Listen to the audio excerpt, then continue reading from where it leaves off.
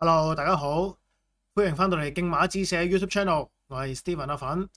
尋日咧馬圈就當然有一樣大新聞啦，小弟服務嘅媒體 Idle Horse 咧喺朝頭早就已經報道啦，方嘉柏咧係有意揾翻莫雷拉翻嚟做佢嘅馬房主帥嘅。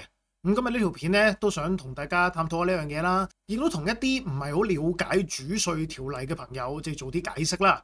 咁另外亦都有啲我自己個人嘅睇法嘅。今日開始之前，記住 subscribe 我哋 YouTube channel、like、comment、share 呢條片，仲有我哋嘅第二 channel 勁噏知社都記住 follow 啊！補充翻少少先，咁啊拍片嘅時間咧就係9月嘅16號啦嘅晏晝嚟嘅。咁今朝咧已經再有傳媒就問啦，究竟呢件事係咪會成真啊？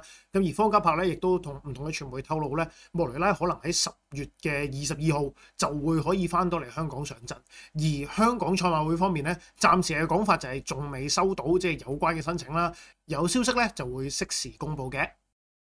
咁首先我哋嚟研究下啲賽事規例先，因為我相信都有啲朋友對呢個所謂主帥制咧就有啲陌生啦，好多嘅疑問喺入邊啦。咁啊，今日就嘗試同大家一齊即係翻閱一下呢個賽事規例啊，究竟即係主帥制有啲乜嘢限制同埋應該要做嘅條件啦。咁而我哋成日講主帥，其實喺賽事規例咧正式嘅叫法咧，佢哋叫做拼約騎師啊。嗱，咁呢一項咧，我相信大家會比較即係熟悉少少嘅，就係點樣先可以揾一個即係馬房主帥翻嚟咧？咁就需要嗰個馬房入邊85%或以上嘅馬主同意呢一個拼約啦，咁樣先可以有一個馬房嘅主帥啦。咁而讓拼約騎師優先策騎有關馬主的名下馬匹出賽啊，咁呢個就亦都好直接嘅講法啦，就係如果你嘅馬擺咗喺某一個馬房啦，以今次呢個例子就係方嘉柏馬房啦，咁你嘅馬就會優先俾咗嗰個馬房主帥，即係有機會係莫雷拉啦。咁我相信有唔少朋友啊對呢個主帥制度啊都有啲疑問啦，或者唔係好清楚啦。始終即係主帥制喺香港咧近年都真係買少見少㗎啦。咁對上一位啊無獨有偶，都係莫雷拉喎。咁當時佢就係蔡約翰馬房嘅主帥啦。咁再之前咧冇記錯應該就係大摩同貝湯美啊。咁呢個合作咧都係叫做失敗告終啦，因為最後貝湯美都變咗做公司騎師，亦都叫做黯然離開咗香港嘅。咁今日就想同大家即係翻閱一下呢個賽事規例啦，咁啊睇下呢個有關馬房主帥呢一個賽事規例究竟係點樣嘅咧？即係有啲乜嘢限制嘅咧？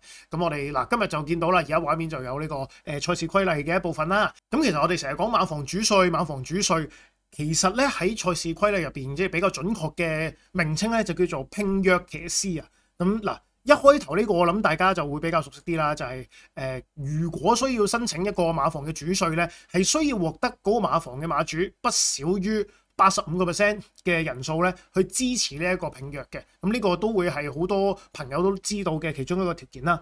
咁呢個就唔詳述啦，因為我相信大家朋友咧都會清楚呢樣嘢嘅。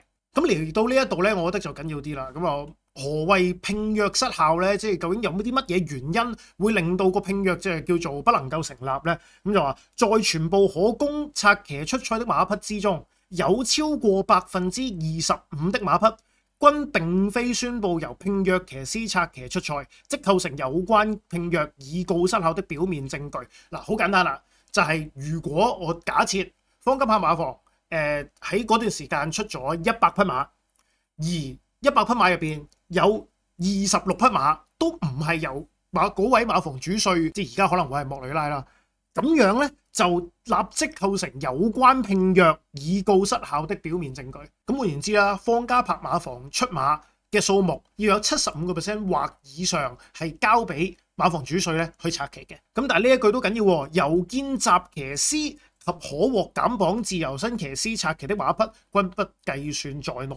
咁所以咧呢一個條文咧，其實就解答咗好多朋友嘅問題啊，就係話哇，如果莫雷拉翻嚟做方嘉柏馬房主帥，究竟黃志宏會唔會冇訂企咧？咁而家因為黃志宏都仲係叫做見習騎師啦，即使佢升做即係減3磅咧，佢都仲係叫做可獲減磅自由身騎師嘅。咁所以黃志宏如果策騎方嘉柏馬房嘅馬出賽，咁即係話如果方嘉柏馬房嗰場有出馬唔用莫雷拉，用咗黃志宏的話，呢一匹馬咧係唔會計算喺方嘉柏馬房出馬嘅總數量入邊，即係75%呢個條例咧就已經唔適用噶啦。心水清嘅朋友應該就明白啦。咁呢樣嘢最大影響嘅就應該會係何澤堯咯，因為何澤堯並唔係見習騎師，亦都唔係可獲減磅嘅自由身騎師。咁當方嘉柏馬房有馬出嘅時候咧，咁就好大機會係需要用到馬房主帥莫雷拉啦，係可以用何澤堯嘅，但係用何澤堯同其他冇減磅嘅騎師嘅比率咧，係唔能夠超過方嘉柏馬房出馬總數嘅25%。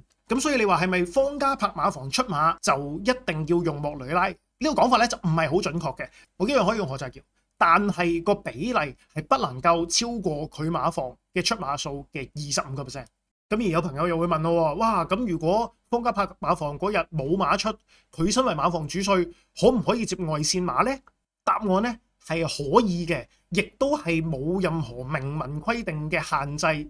例如話，你可能要騎10匹方嘉柏嘅馬，你先可以騎3匹外線馬，冇呢個咁樣嘅限制嘅，即係比例上其實係冇問題嘅。只要當嗰一場方嘉柏馬房冇馬出，莫雷拉就可以自由接其他馬房嘅馬。咁當然即係大前提係人哋要肯揾佢啦。嚟到呢度做個少少懶人包總結先。馬房主帥有咩限制呢？就係基本上佢要策騎佢所屬馬房出賽馬匹數目嘅75% 或以上。咁馬房可唔可以揾馬房主帥以外嘅騎師去跑馬房嘅馬呢？係可以嘅，就只要其他騎師為呢個馬房出賽佔馬房出馬總數嘅25% 或以下呢，其實就係冇問題嘅。咁而見習騎師同減磅騎師會唔會受到影響呢？係唔會嘅，因為又開翻第一條，即使話馬房主帥要策騎馬房出賽馬數目嘅75% 或以上，但係見習騎師同埋減磅自由身騎師咧係唔受呢一個限制影響嘅。相信呢幾個問題咧就係大家最關心嘅。呢個就係小弟喺翻閱完賽事規例之後得出嚟嘅結果。希望我冇理解錯啦。如果有錯的話，亦都希望大家喺下面留言指正。咁好啦，翻到嚟呢度啦。啱啱就同大家睇嗰啲賽事規例啦，亦都我相信解答咗一啲朋友嘅問題，就係究竟莫雷拉接外線坐騎有冇啲乜嘢嘅限制呢？我翻查咗賽事規例，亦都請教咗某啲嘅業內人士咧，應該就冇嘅。咁如果有錯咧，就請喺下面留言指正啦。咁亦都有朋友擔心啊，黃志宏會唔會冇馬跑咧？咁亦都再次重申翻頭先嗰個 point 啦，黃志宏係唔受嗰個馬房出馬總數75% 嘅條例所影響嘅，咁所以去到黃志宏贏夠250場之前，如果莫雷拉都仲喺度做馬房主帥咧，黃志宏一樣可以跑方嘉柏馬房嘅馬嘅。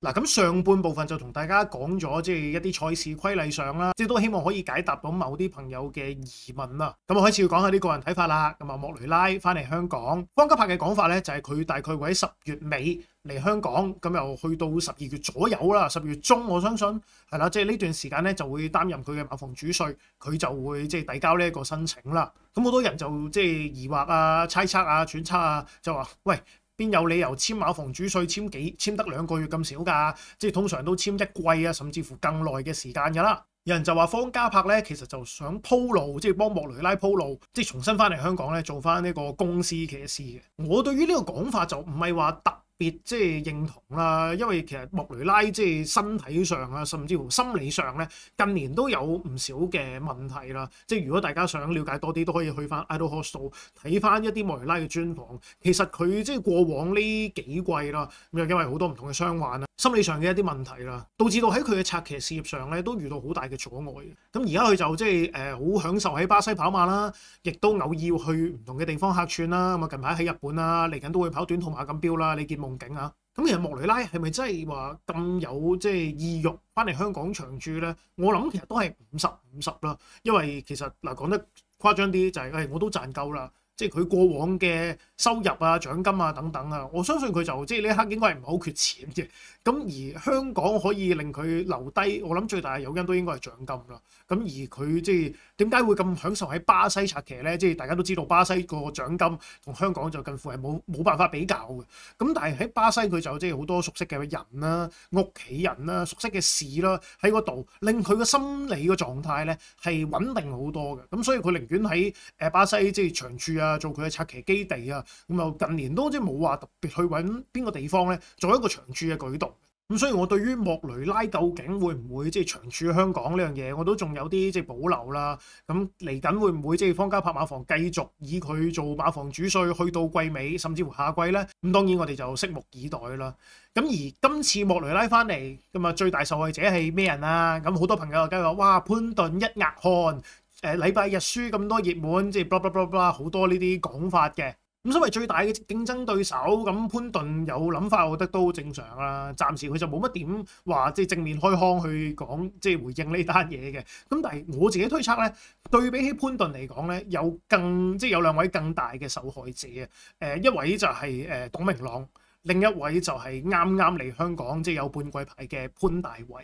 咁先講董明朗啦，咁啊啱啱過去禮拜日咧跑隻醒目先驅都真係比較發揮上就唔係話咁理想，即係如果用一啲走位精靈啲嘅騎師咧，咁我都幾相信醒目先驅喺嗰度係可以贏馬嘅。咁而大家都應該即係有印象咧，都知道董明朗都幾依賴蘇偉賢馬房俾馬佢啦。咁而以往莫雷拉喺香港嘅時候咧，蘇偉賢馬房其實同佢都好多合作嘅。咁若然方家柏即係喺沙田，咁沙田始終唔係佢主戰場啦。蘇偉賢馬房咧，我相信同佢個合作咧係會大大提高嘅。咁董明朗本身已經唔多機會，就連叫做唯一嘅倚靠蘇偉賢馬房都冇埋的話咧，咁我相信佢嚟緊嘅前景咧就唔似佢個名啦。我諗就真係唔係幾明朗啦，因為佢其實即係季前發牌俾佢咧都係發半季牌嘅啫，其實就冇即係 guarantee 佢全季都可以留低嘅。咁而且董明朗嘅一大叫做優點啦，就係可以騎輕磅馬啊嘛。咁但係大家都知道啦，莫雷拉其實都可以做到個磅好輕。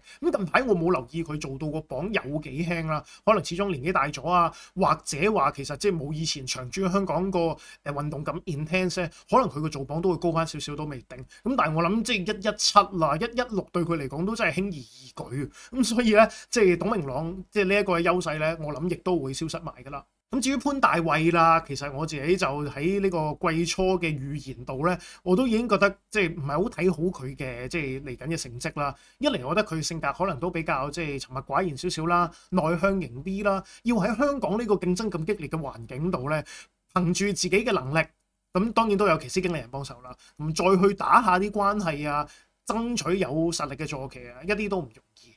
咁而潘大衛暫時開季嘅成績就叫做還可以啦，始終即係可以跑嘅馬就唔多。其實咧3日加埋咧都只係跑咗10匹馬嘅啫，咁其實就係僅多過毛顯東，佢又係排緊騎師出賽次數嘅尾二一位嚟嘅。咁都好彩叫做即係有隻冷門第3啦，後無來者。咁但係無獨有偶啦，呢一匹馬都係方家柏馬房嘅。咁我相信咧潘大衛嚟緊一路咧只會越嚟越難行嘅啫。包括董明朗頭先提到啦，咁而且根據一啲可靠嘅消息咧，嚟緊嘅冬季咧，可能都會有一位做到輕磅嘅大牌騎師咧，會嚟客串嘅。咁係邊位咧？到時我諗大家即係公佈就會知道㗎啦。咁但係仲有麥杜朗，其實都慣咗喺澳洲嘅春季賽期完咗之後咧，都好多時候會嚟香港做一個客串。咁大家幻想下啦，嚟緊香港馬圈有咩人啊？潘頓、布文、莫雷拉、麥杜朗，再加埋我頭先講嗰位可以做輕磅嘅大名騎師嚟到咧，咁我相信董明朗同潘大衛個處境咧都會幾難受啊！咁睇下即係我嘅預測啱定唔啱啦。咁我對頭先提及嗰兩位騎師咧就冇話特別喜歡唔喜歡嘅，咁但係的而且確我相信佢哋嚟緊一路咧都會非常之艱辛啊！咁睇下佢哋有冇能力繼續留喺呢一個咁大競爭嘅香港馬圈啦。今日就同大家講咗少少關於馬房主帥嘅賽事規例啦，莫雷拉翻嚟對啲咩人有影響啦。咁如果大家中意呢條片，記住 like、comment、share， 咁啊 subscribe 我哋競馬知社主頻道，仲有我哋嘅副頻道競噏知社。我係 Steven，我哋下次再見，拜拜。